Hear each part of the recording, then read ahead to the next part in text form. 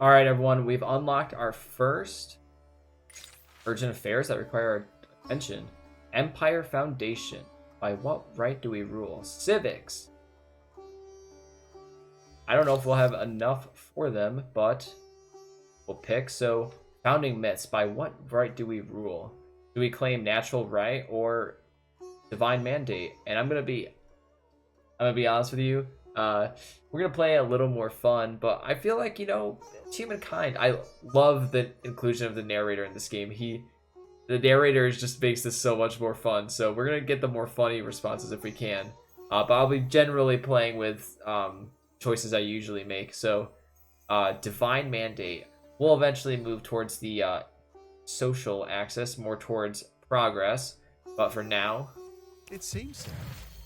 If the gods hadn't chosen us, somebody else would be standing here. seems pretty reasonable to me. Legitimacy. By what? Well, these are our style of laws. Well, I think we have codified laws. I think that makes more sense. They'll be debated, classified, and codified for perpetuity. For for perpetuity. Oh my goodness. Or we could choose customary laws, but we're not going to do Just that. imagine. Once you discover writing, you can literally throw the book at them. We haven't discovered writing yet, though.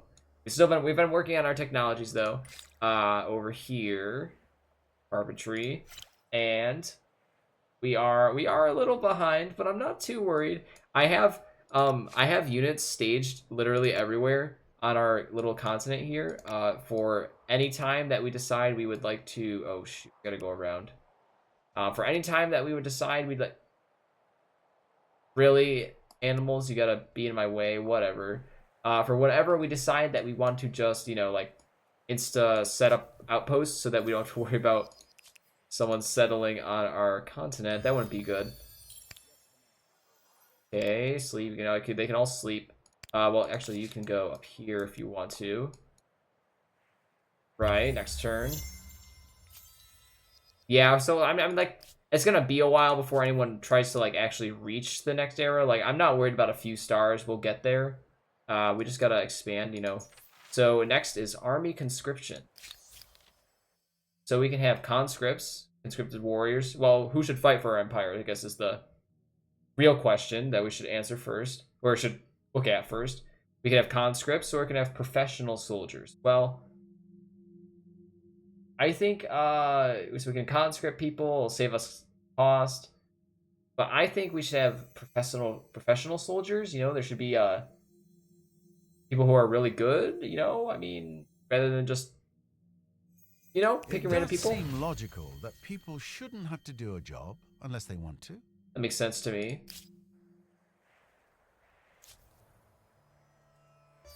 Okay. We just gotta wait for that influence to roll in. It's gonna be a while. We really should have well,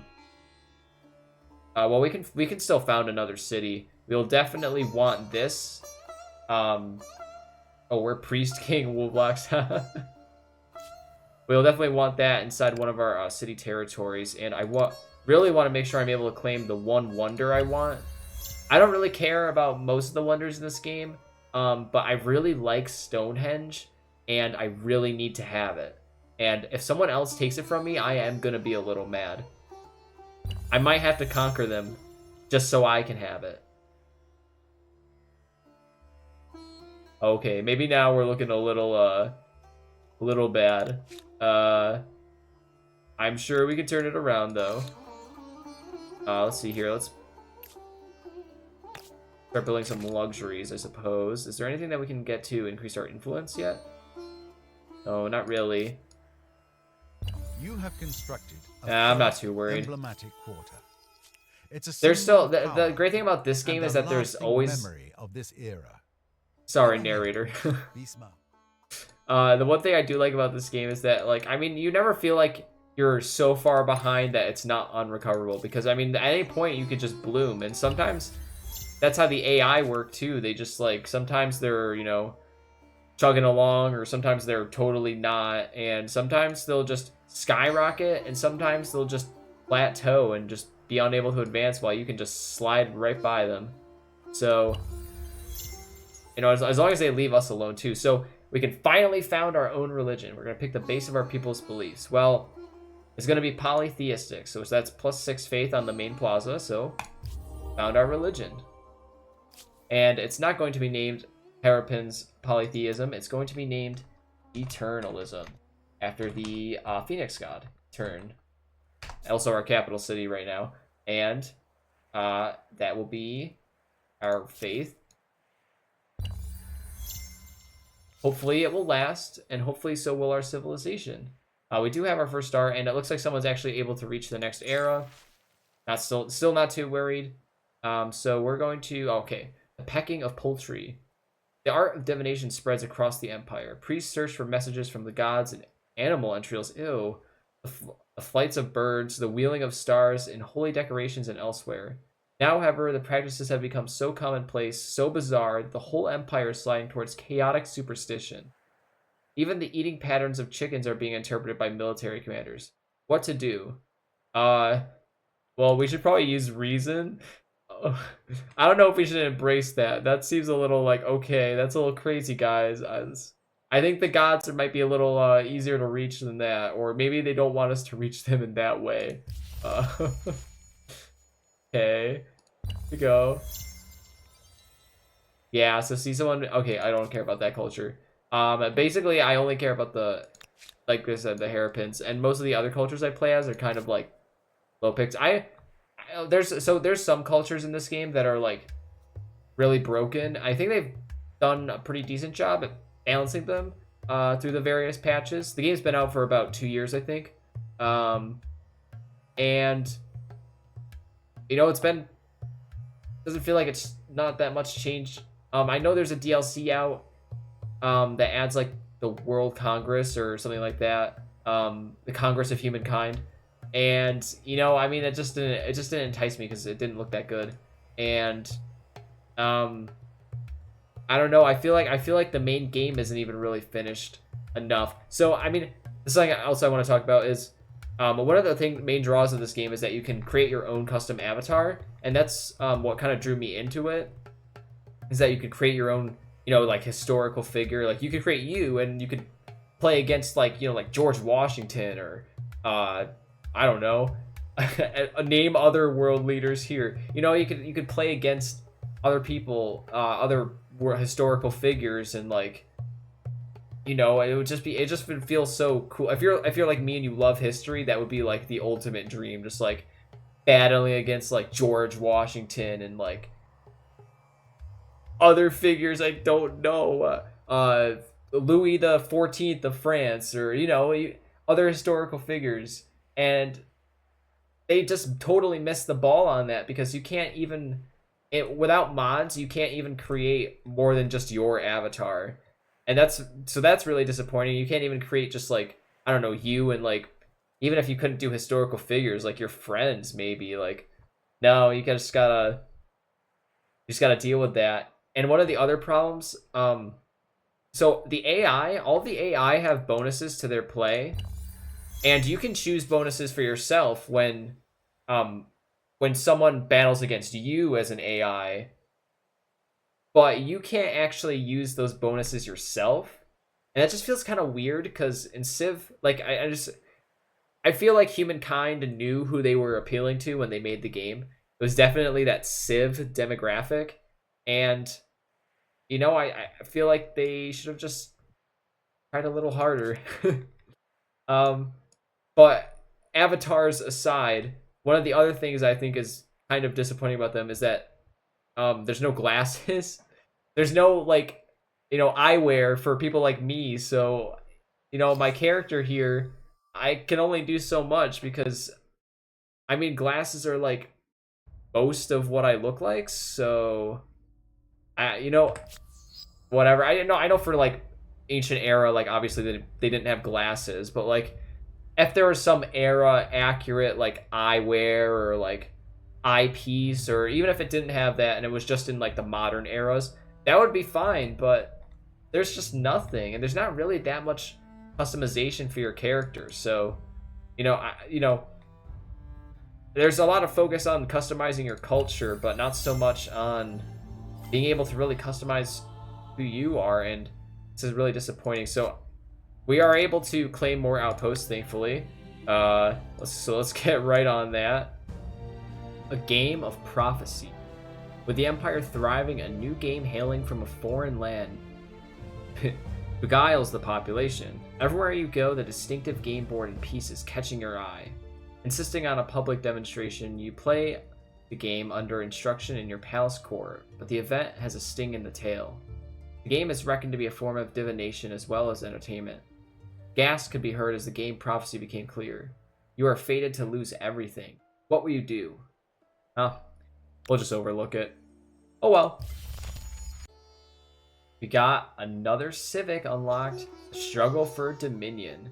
Capital is the Empire's true seat of power, but now other cities with energetic populaces rise to prominence. Their leaders and other influential figures want sway over the Empire's affairs, and the question of who wields power must be answered. Leadership. How do we lead? Well, I think that we are going to be an autoc for now. Eventually we'll become a constitutional monarchy like good old times, but I need to be a monarch, so the only way to start is being an absolute one. It may seem dictatorial, but at least the chain of command is clear. Don't worry, guys. I'm just a benevolent king. Don't worry. It's not too bad. Ron's working research. All right. Yeah. People keep advancing to the next era before us. It's fine. It's not a big deal. Okay, we got religious rights too. Should religious rights be communal or personal? Well, we can't choose with the influence we have. So we'll wait a little bit so we can build our last... yeah, we're getting really boxed in by everyone else, so... make sure we get that last outpost down. We'll place it right here. A permanent settlement Awesome. on another That also gives us a nice little boost. Quite the globe-spanning imperialist you've become. Awesome. We also have yet to build any what's the, where is it? We have yet to build any, what's that? Oh, here it is, the canal network. Oh, why does E-turn not? I definitely don't think I built one here. Oh, I know, I guess I did. Yeah, we're gonna want to build those here. Well, and if we can found another city eventually, that might be worth doing. Okay, it'll cost 510. I don't think we're gonna be able to do that for a while. So we'll have these two cities, and as soon as we can reach the next era, that's what we'll do. I guess we'll have to let a few cities live without for a little.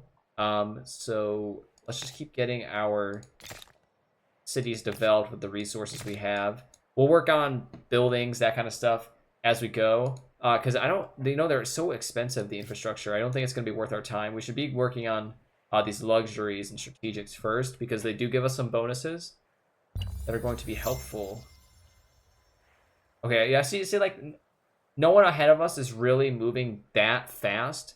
I think that we still have a pretty good chance to catch up.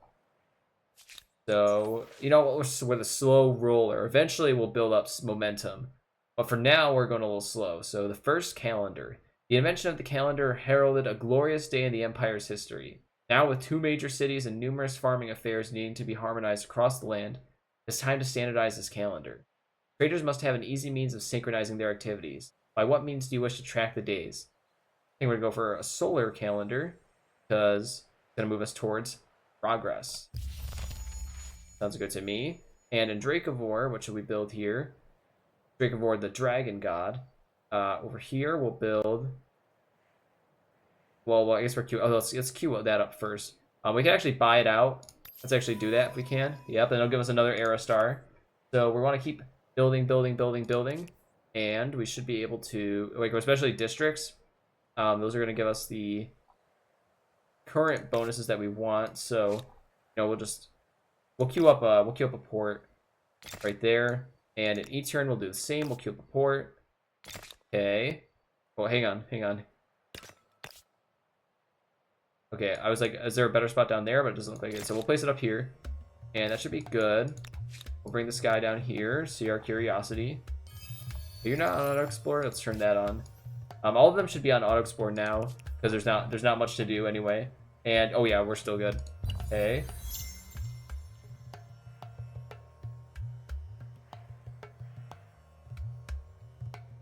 Kind of just waiting for buildings to be built. We could buy that out too.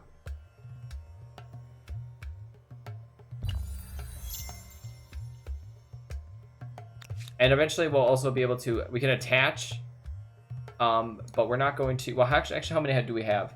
So we're going to need 5 cities. That's how many gods I have. So if we have one more, it looks like we might. So we have Etern and Drake of War, and then we have 3 more. And I think we're going to attach this outpost to our capital right here.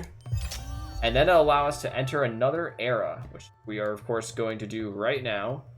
So we're going to choose now. Hairpins, thank you so much. We didn't want them. Oh no, I did want the Greeks. Dang, that's all right. It's not a big deal. So we'll have to pick someone else. I think we've been struggling with influence for long enough. Well, let's see what other options we got. I like the Celts, honestly. Druidic lore plus food, 2 food per farmers on city or outpost. It's gonna give us another agrarians. Yeah, that's all right. But they're also tethered to religion, which is going to be our huge focus, is trying to make everyone just be like us, so we can just totally annex them with no problem, or just make them not want to destroy us. So I don't think the Celts would be such a bad idea. But let's see here. What do the Moyorans have? Guiding light, +1 influence on emblematic district, and then the stupa. Hi everyone, thank you so much for watching. If you enjoyed the video, be sure to smash that like button and maybe even clickety-clack on your keyboard. Leave a comment. Let me know what you thought. I'm Wolvlox, and I'll see you in the next one. Peace.